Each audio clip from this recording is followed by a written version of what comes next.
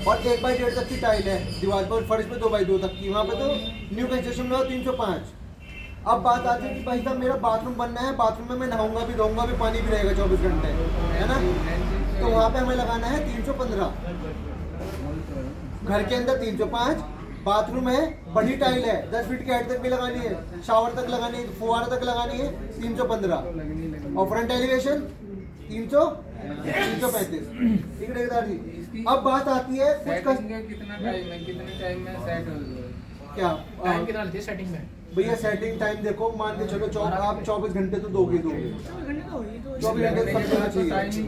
दूसरा, life time के लिए लगी सीमेंट से जो आप टाइल लगाते हो उसे कोशिश करो कम कर दो, एडहेसिव से लगाओ, क्योंकि सीमेंट में आप जब देखते हो पानी डालते हो ना, जब सीमेंट में देखते हो कितनी स्पीड से पानी को एब्जॉर्ब करता है, और जब प्योर केमिकल से लगाते हो देखो पानी ऊपर तैरता रहेगा उसमें, खुद देखा ना आप लोगों ने फर्क। तो सीमेंट क्या है, जब आप सीमेंट से टाइल लगाते हो तो सीमेंट में इतनी फ्लेक्सिबिलिटी नहीं होती, वो ढंग से फैलती नहीं। पहला कारण है सीमेंट से नहीं लगानी है आपको। दूसरा कारण ये है, आपको जब भी केमिकल से, प्योर केमिकल से टाइल लगाओ, कंगी वाली जो गिरमाला आती है खांची वाली, उससे करके लगाओ।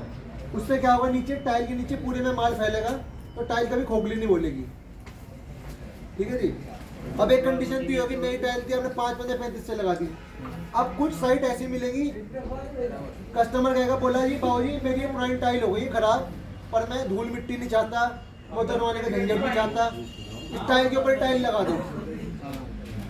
समझ रहे जी, भूतों के ऐसे ये पुराना फर्श है, वो रोडी वाला जो फर्श होता है वो है, मार्बल वाला है, कहता जी उखड़वाने नहीं, इसके ऊपर लगा दे भाई ठेकेदार।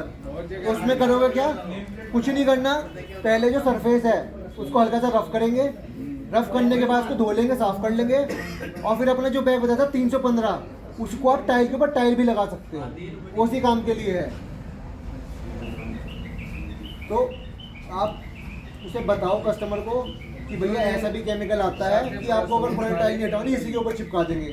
बट ये नहीं कि आपने हल्का सा उस पर ग्राइंडर पर जैसी लाइन सी मारी और लगा दिया, नहीं चिपकेगा।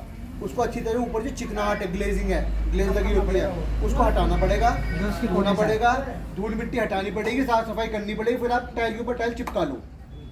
कोई दिक्कत नहीं, टक मार के नहीं चलेगा भाई, क्योंकि चिकनापन है ना, तो आपको रफ करनी पड़ेगी। 315 से टाइल, तो अपने 3 केमिकल आते हैं। पहला आता है 5 आपका नया कंस्ट्रक्शन, 2x2, 1/1.5 दीवार और 6 फीट की हाइट। दूसरा आता है अपना 315 रूम में बड़ी टाइल पे, और टाइल के ऊपर टाइल चिपकानी है तो भी 315। लास्ट आता है अपना फ्रंट एलिवेशन, इसके लिए आता है 335। इन तीनों में क्या डिफरेंस है?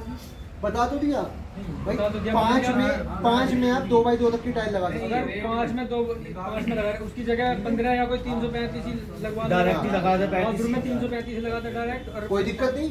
वही तो पूछना चाह रहे हैं उसमें, इनमें उनमें क्या difference? बात 305 जो है वो ओपन, जहाँ पे धूल, हवा और सूरज की रोशनी पड़ सकती है, नहीं लगा सकते। पर 15 और 35 को आप दोनों जगह लगा सकते हो, पानी में भी, घर के बाहर भी, ऊपर भी, छत पे भी। 5 अंदर के लिए, घर के अंदर के लिए, जहाँ छाँव के लिए। 15 और 35 का धूप में लगाओ, फ्रंट एलिवेशन में लगाओ, कोई दिक्कत नहीं कहने का है। मतलब है 305 के मुकाबले उनकी लाइफ ज्यादा है। हाँ, लाइफ ज्यादा नहीं है, लाइफ बराबर है। तो नहीं तो दूसरे में ये जल्दी उतर जाएगी। नहीं, पकड़ ज्यादा है, नहीं, पकड़ भी बराबर है, वो उस काम के लिए बना है, फ्रंट एलिवेशन के लिए। धूप को बर्दाश्त करने के लिए। धूप सर्दी सहन सकता है, घर के अंदर एक नॉर्मल टेम्परेचर रहता है तो उसके हिसाब से है, तो उसी हिसाब से महंगा है। मान लो फॉर एग्जाम्पल 450 के आसपास का बैग आता है कस्टमर को, है ना, 305 का, 15 का ऐसा आएगा 700 रुपये के आसपास का, 700-750 का।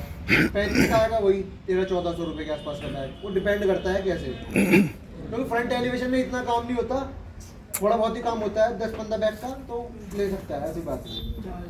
बहुत ज्यादा और भी मैं देखो एक चीज